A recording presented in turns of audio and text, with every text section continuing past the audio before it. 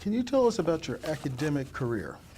A bit checkered, but I went to college at Caltech, and at the end of my third year, I got thrown out for lack of academic ability, and so I went to work for a year, and then I went to Berkeley, and I found Berkeley much more interesting. And then I got married.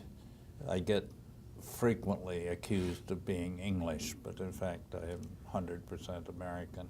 Yes. And although I've been living in London since 1970. Fair enough. Now, your math background did not start out in recreational topics, but clearly you went over, and was that a gradual transition, or was there something more dramatic? When I was at Caltech, I had gone there thinking I wanted to be a civil engineer. And then I thought I wanted to be an organic chemist because I loved all those formulae, pictures of organic molecules. But when I went to Berkeley, I found that I didn't like physics lab. And then I met through a housemate, a guy named Rick Studehauer, who had a good friend named John Brillhart, who was one of Lamer's students, and they wrote a program to do polyomino puzzles. I was reading books on number theory and so on, and I started taking more mathematics courses to do a joint mathematics physics major.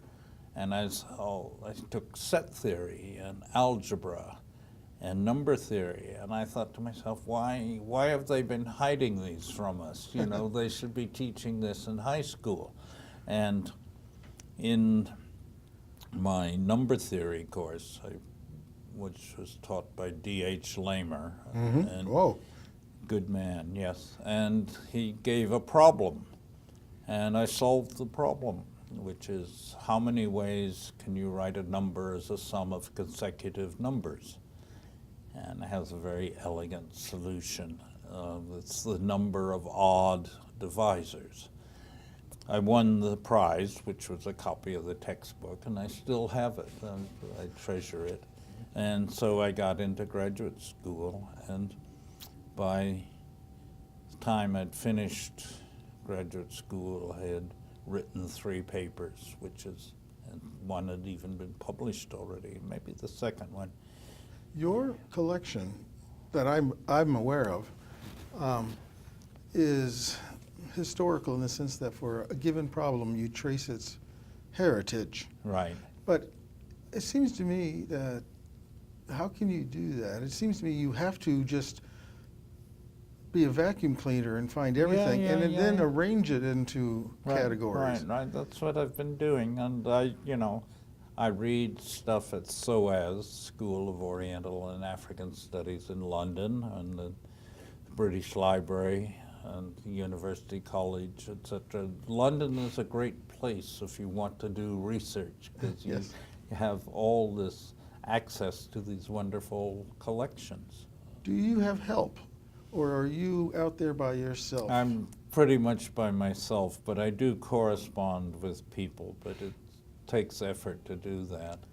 Have you considered starting a society for the history of recreational mathematics? Yes, why not? Yes, okay, right. Anybody who wants to join, come see me. I think you might have some takers. Yeah, you right. should make well, I am desperate for assistance in some ways because I've compiled all my data, this history and historical information, in a now antique word processor. Yes. I can translate from that into Word. Yes. But in the process, it loses most of the mathematical symbols, it loses Russian characters, it loses accents. It's generally, you then have to go through the result with a fine-tooth comb and repair it, which takes me a long time. I used to give it out at these gatherings on a CD, but I haven't had time to do it again. for 10 years now. Now, the G4G is on a strong effort. It's going forward. Yes, Kraychik had these conferences back in the 20s. yes. Have there been other efforts that have failed like Well- this? Well,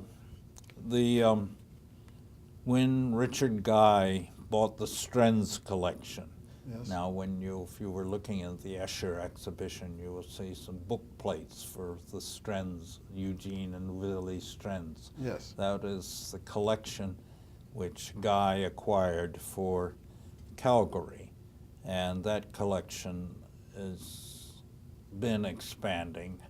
Richard organized an opening conference for it, I think in 1985, yes, because I think I went from London to it. They had a conference there afterwards? Yeah, they had an opening conference and we all talked about it. And this was what Lee Dembart remarked, that there used to be puzzle columns of various things. And I talked to him, or maybe I said that, and Lee Dembart came back a few weeks later and said they'd like to run a puzzle column in the Los Angeles Times. And would I and Saul Golem like to contribute? So we ran for a year maybe. You have so many stories that we could talk all day. Yes, But yes, I'm yeah. going to have to finish. I assume you will continue to be a visitor to G4G, Oh yes, I love it, I'd say. and we'll all look forward to you in the future. Okay. Thank you very much. Thank you.